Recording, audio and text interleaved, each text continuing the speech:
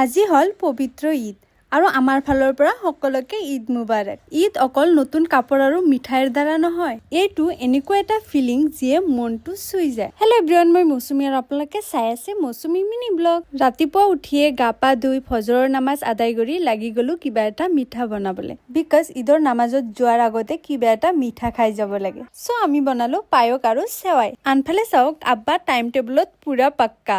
আব্বা মিঠা মুখ কৰিয়ে ওলাই পৰিলে ঈদৰ নামাজ আদায় কৰিব এট টাইম। আৰু এটা কথা, ঈদত চালামি নোলোৱালৈকে কিন্তু ঈদটো ফিকা ফিকা লাগে। আৰু এইটো হল xerox copy of father and sons. ঈদৰ নামাজ আদায় কৰিব যাব, তাৰ আগত ডাঙৰৰ পৰা আশীৰ্বাদ লোৱাটো কিন্তু মষ্ট ইম্পৰ্টেণ্ট। চ' মাৰ পৰা আশীৰ্বাদ লৈ দুয়ো ভাই ককাই ওলাই পৰিলে ঈদৰ নামাজ আদায় কৰিব। তেওঁলোকক বিদায় দি আমি ৰেডি হৈ আহি পৰিলো ৰন্ধা বঢ়াৰ কামত। ৰেডি হোৱা মানে অনলি ড্ৰেছ আপ। আমি যিমান জল্দি পাৰো ৰন্ধা বঢ়া কমপ্লিট কৰিলো, কাৰণ সিহঁত আহি আকৌ খাবলৈ ইচ্ছা কৰিব।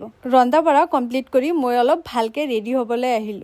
বাহিৰত ওলাই চাও সিহঁতে নামাজ আদায় কৰি ঘৰলৈকে আহি পালে। এইবাৰো চেম, সেই একে। ঈদৰ পৰা আমাৰ কাৰণে একোৱে নানিলে। যিয়ে নহওক, আমাৰ কাৰণে যদিও খোৱা বস্তু আনা নাই, সিহঁতৰ কাৰণে কিন্তু আমি বহুত খোৱা বস্তু বনাই ৰাখিছো। চ' সিহঁতক এতিয়া খাবলৈ দিওঁ। এনেকে আমি ঘৰৰ সকলোৱে খোৱা লোৱা কমপ্লিট কৰিলো। বৰষুণৰ দিন, ফুৰিব আৰু ক'ত যাম, চ' অলপ সময় বাহিৰতে ফুৰি আহিলো।